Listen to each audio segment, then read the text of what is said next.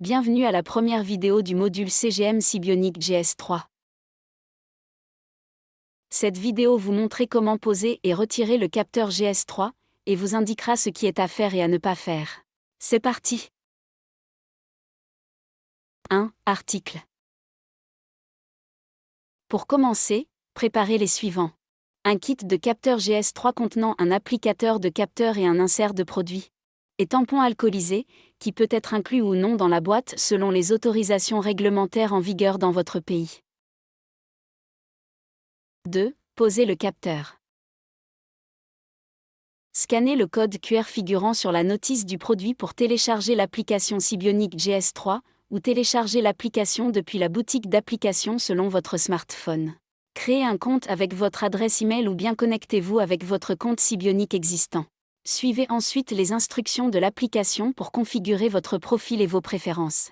Lavez-vous les mains et préparez-vous à poser le capteur. Choisissez une zone souple et visible sur le tiers supérieur de l'arrière de votre bras. Nettoyez ensuite la zone à l'aide d'un tampon alcoolisé et laissez-le sécher complètement à l'air libre afin de garantir une application sur du capteur. Dévissez le capuchon de l'applicateur du capteur et mettez-le de côté. Placez l'applicateur de capteur sur la zone préparée, puis appuyez sur le bouton pour poser le capteur sur votre corps. Après avoir entendu un déclic, tirez l'applicateur. Fixez le capteur en frottant les bords adhésifs. Et voilà, le capteur est maintenant appliqué. 3. Retrait du capteur. Le fonctionnement du capteur s'arrête automatiquement après 14 jours, ce qui marque son remplacement.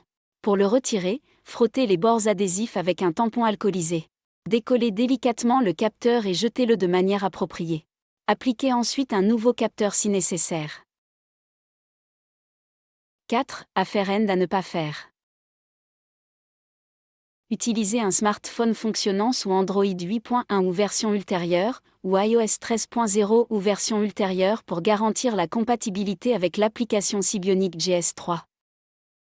N'utilisez pas l'applicateur du capteur si l'étiquette à dévisser a été altérée, il semble être endommagé ou déjà ouvert, ou sa date de péremption est dépassée. Appuyez sur l'applicateur du capteur uniquement lorsqu'il est placé sur le site préparé afin d'éviter tout résultat indésirable ou toute blessure. La pose est correcte tant que le capteur est appliqué en position verticale. Le trou rond peut être orienté vers le haut ou vers le bas sans affecter la précision. L'application du capteur peut provoquer des ecchymoses ou des saignements. En cas de saignement persistant, retirez le capteur et contactez votre professionnel de santé.